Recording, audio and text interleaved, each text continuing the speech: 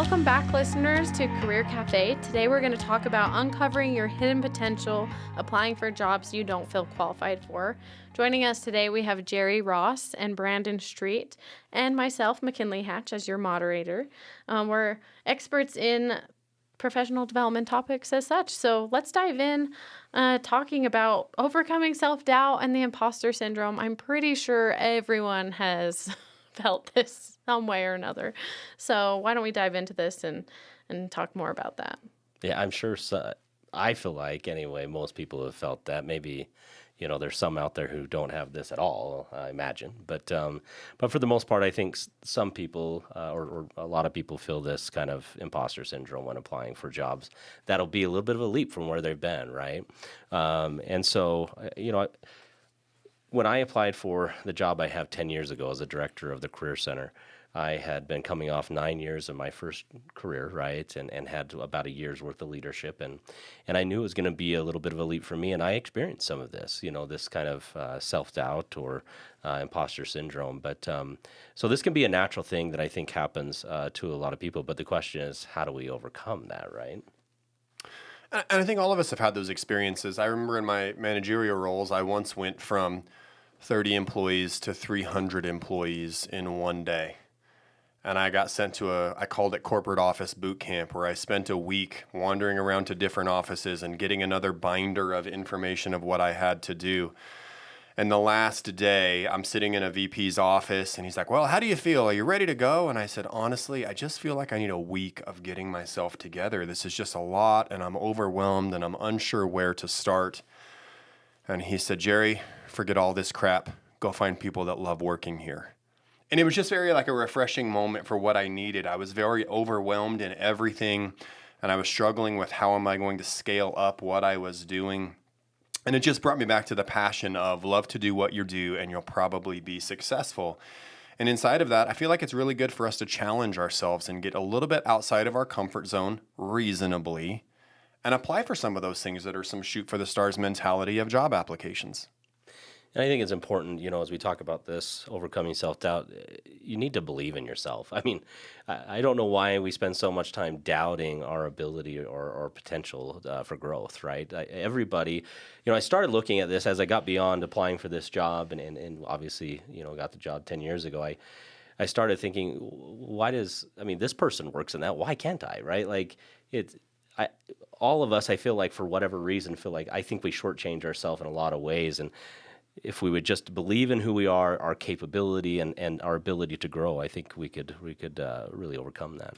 Something that I think has been important for me to learn, like with imposter syndrome and having self-doubt, not believing in yourself, is I feel like I compare myself to other people, like everybody else does, right? Like you had just said, oh, if so-and-so can do it, I can do it, right? I'm almost the opposite, right? Like, oh, if they're doing it, like, oh, there's no way I could do that. Like, man, like I am not qualified for this or whatever. But something that's helped me is comparing myself to myself. That's Looking good, back, yeah. 5 years ago, me did not know this.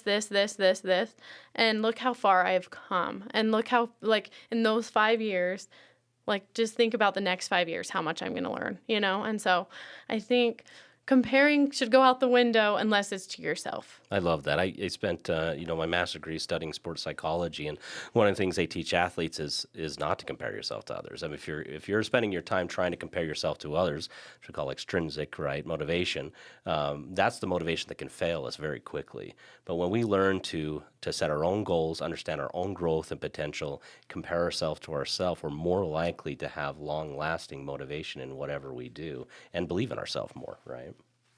And I think they're going to struggle to find you at a higher place than you find yourself.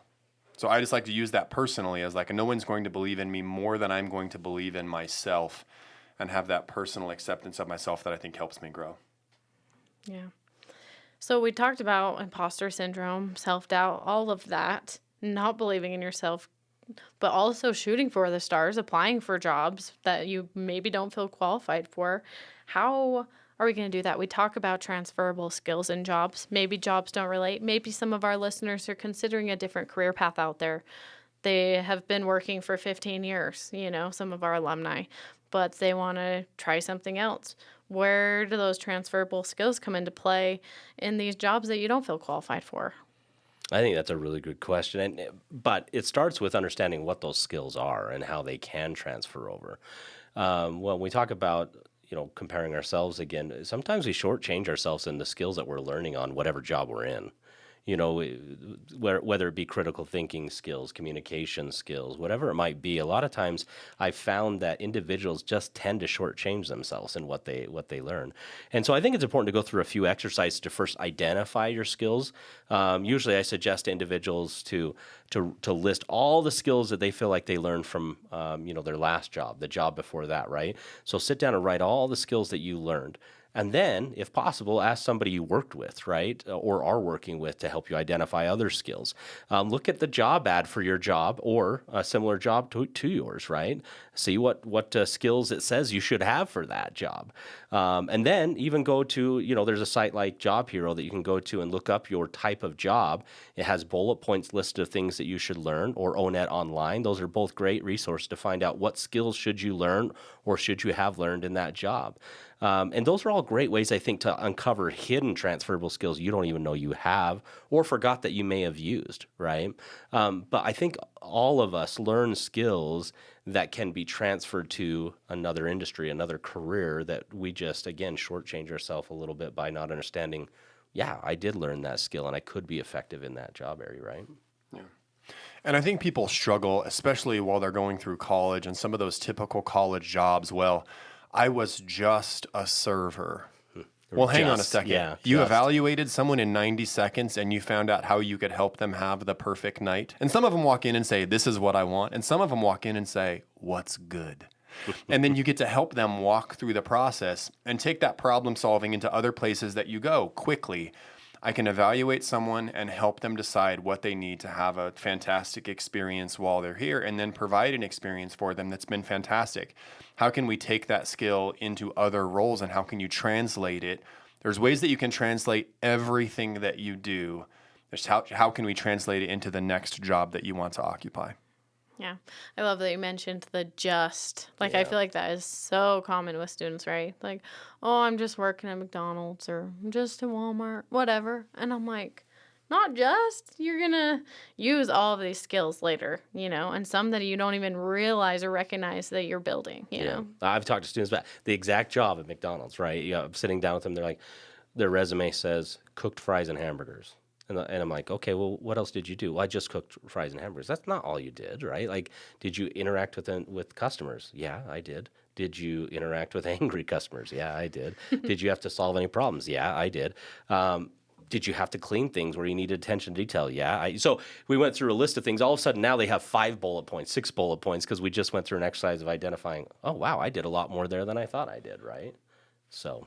And if you're not applying for a job that cooks hamburgers, does it need to be on your resume? Well, that's a Can good you question, highlight those other things, unless you're applying for a job that's doing that over again? Really highlight what you want to translate to the next one by using your previous experiences. Yeah. Exactly. Love that. Thanks for answering those questions I have. They're tricky ones, so thank you. Let's talk about growth mindset and how, we talk about the imposter syndrome, all these things, applying for jobs you don't feel qualified for. But we also know that growth mindset exists, and maybe one of you will dive into what growth mindset means, so we can all be on the same page here. But how does that play a part in the job, especially when we're talking about building confidence and all of this? Yeah, I think a growth mindset, it comes down to how we think of ourselves and how we're willing to think of ourselves, right? If we have a growth mindset, we are somebody who is not only willing to learn new things, but wants to learn new things, wants to stretch themselves. They don't think they're limited by what they know now or the experiences they have now, right?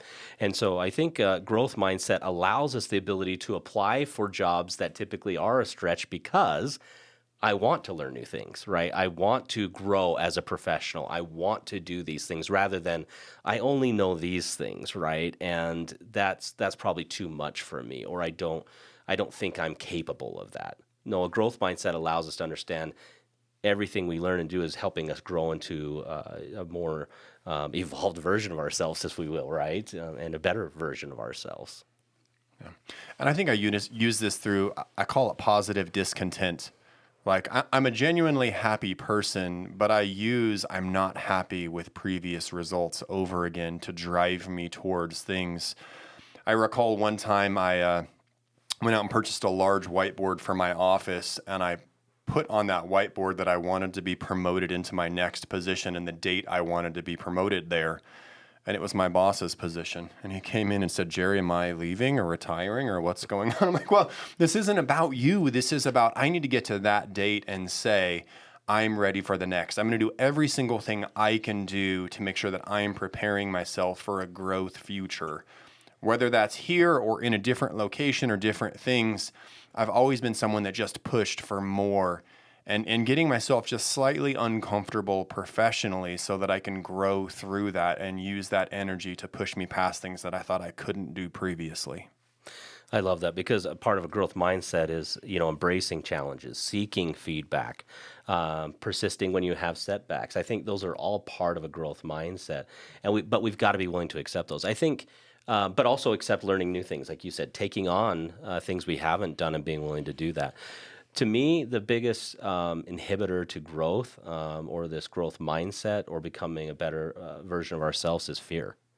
Right? Fear is the word I always use, that it's like the barrier of us becoming better. When we allow fear to be our inhibitor, right, and not recognizing that fear is what's doing that, then we're going to stay where we are. We're not going to grow. We won't take the leap for these bigger and better opportunities because we're allowing fear to overcome us. So, but if we recognize that is what it is, and we're willing to do what we need to overcome that by taking on new challenges, even though we are afraid, by accepting feedback, even though it might be scary to hear from our employer what we could do better, those types of things, then we're allowing ourselves to grow, right, naturally through this growth mindset. Yeah. I love what we've talked about so far with all of this. Now that we've talked about kind of the backside of this, building up for applying for these jobs, right? Like getting the courage to do this and how to go about that. Tell me how we would go about navigating the application process, tailoring our current skills to what they're looking for, employers. Let's talk about that. I think the first thing I want to talk about is tailoring your resume and making sure that your resume is a true fit. And we can talk first about resumes, but I also want to talk about reading the resume in the mindset of a recruiter. So a lot of times the person that looks at your resume and decides whether you're going to go forward to the next position isn't going to be someone that's directly involved with your job process. It's going to be someone that's separate. And they have people to answer to. So think in the mindset of a recruiter, reading your resume, do you fit the basic floor of what this position is? The basic skills and qualifications for what this would be. And then can you take what you've done and translate that into the rest of them? And talking about cover letters, when we're talking about skills and qualifications on those job ads, say there's 8 of them, can your cover letter help you go 8 for 8? Can you describe how well you fit those skills and qualifications that they're looking for? And then I feel like a lot of times we have those other sections where you can submit things in the other section and we're a little lost on what do we do there. And I like to talk about letters of recommendation. Most of us have had some sort of positive experience previously, and that's an opportunity for you to submit something that wasn't directly asked for. It was just an other or an experience that we've done. Can we get someone to write something down about an experience that we've had to help showcase what you've done and how you can really, truly blow them away as an applicant? Brandon, have you seen any other strategies for tailoring your resume you think would fit here? Well, it starts before tailoring your resume, in my opinion, and that is you have got to know as much as you can about that job, about that company, and about who you'll work with. It's really, really important that you do your research before you even tailor your resume, right? If we're not doing what we can to learn as much about those things I just talked about, then it's going to be difficult for us to tailor a resume and to show how we're a good fit. I always like to kind of think of it as an employer on the other side of the Grand Canyon, right, from me. And there's the large chasm in between of the unknown. And my job is to learn as much as I can to build a bridge to them. And so through this process of making a resume and that, I'm trying to build a bridge to show how I'm a good fit for them, right? But at the beginning, they know nothing.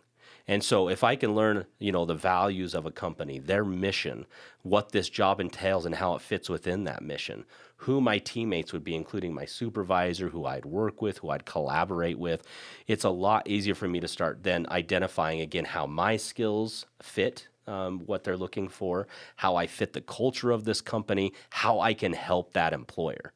And those are the keys to really getting a job. If I can then take that information, I can create and adapt my resume and tailor it to that job, more likely to get an interview, and then I can sit down and justify to you why I'm your next candidate or why I'm your next employee, right?